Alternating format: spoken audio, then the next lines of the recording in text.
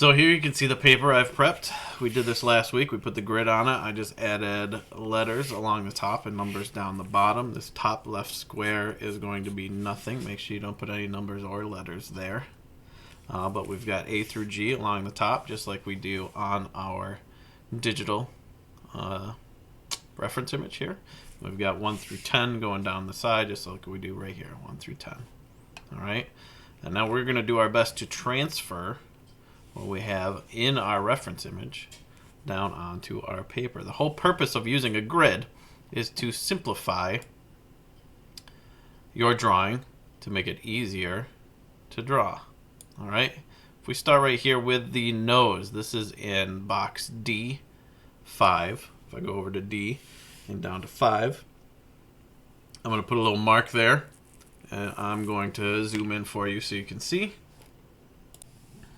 All right, we're zoomed in here. I'm going to zoom in over here. I moved my little viewfinder over here, and you can see that there are more little red lines in there, and that helps me divide it up even more. If I wanted to, I could sketch those in here, but really that's only for if you have a really detailed area and you need a few more reference images. All right, but it might help if we put them in there. I'm just going to eyeball about halfway and halfway, do it really lightly with my pencil. You probably can't even see that on the video.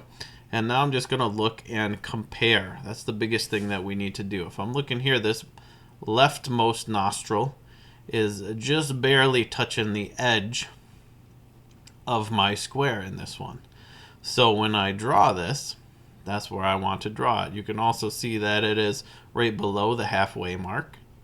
All right, and it doesn't make it all the way over here. So I'm going to use my reference right here to do that. Starting with just the basic shape and drawing only the lines that you see.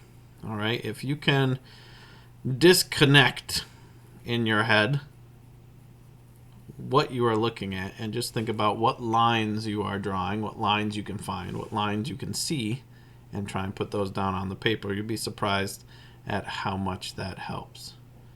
All right, now I'm looking at this part right here where this nostril starts. It's a little bit higher than that one. It comes past the middle point and curves back down and around. All right, so I'm going to do that here. Start right about there. And I'm going slow. I'm looking up and down at my references, back down at the image that I'm drawing here.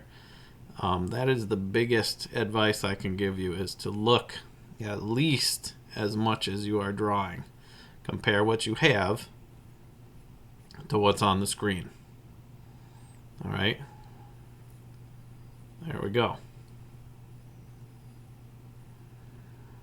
All right, and that's one. Now I can move my little viewfinder over. If I go over to this side, there's nothing really there for me to draw at all.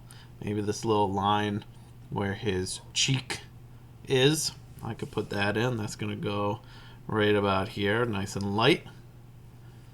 Okay, I can make my way.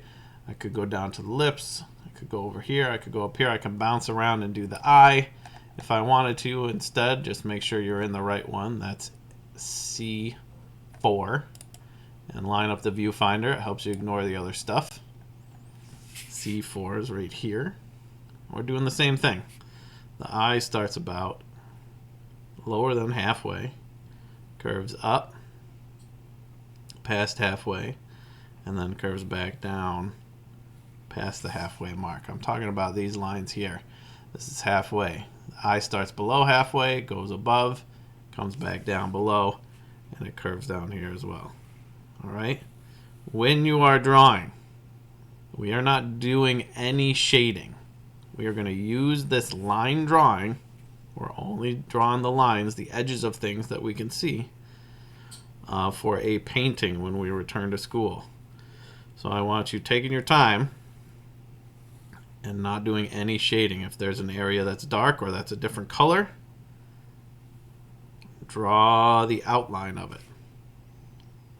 Okay? The same thing with the eyebrow that we have here. I'm going to outline it with a basic shape. All right? I'm going to go up and around and curve around like this. That's my plan. We're going to end up painting this later. Okay? Something like that. And there might be some in the one next to it. I can check. Yeah, the eyebrow goes a little bit further over, so I'm going to make that shape end right here. All right, if I scooch over the next one, it doesn't go very far into the next one. Something like that. And I'm drawing very lightly. That's what I want you to do. I might push it a little harder just so you can see, but this is how I want you doing this. This is going to take us a little while. In fact, it may take us the whole week. It may take us more than the whole week. But we're going to do one box at a time. Some of these might be easy. This box right here, there's no lines here for us to draw except a little bit from this eye right here. Let me scooch over so you can see. There's a little bit of this eye right there that we can draw in. These lines, these are not lines. This is shading here that we're going to add in later. Okay? So we are only drawing lines. We are only outlining. We are not doing any shading. All right? Take your time, do one box at a time, and do not worry about the background at all. We're just doing the portrait. We don't have to do any of the lines in the backgrounds of your picture. When you're doing the hair, all right, if I go up here to E2, let's get that in the middle so you can see it. E2 right here, E2 right here. All I want you to do is outline the outer edge of the hair. Don't go trying to draw all these little bits and bobs that are in there. Just the outer edge. So I'm just worried about this line. Whoosh, whoosh, right there. E2, a little above half. Curves down, over, and down again. That's it. That's all I want. Okay? When we paint these, I'll darken that a little so you can see.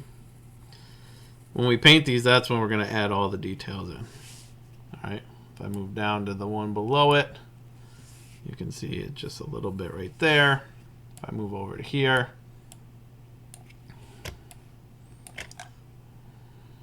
you can see that it comes down pretty quickly like that. And we're just doing the shape the hair is making. Okay?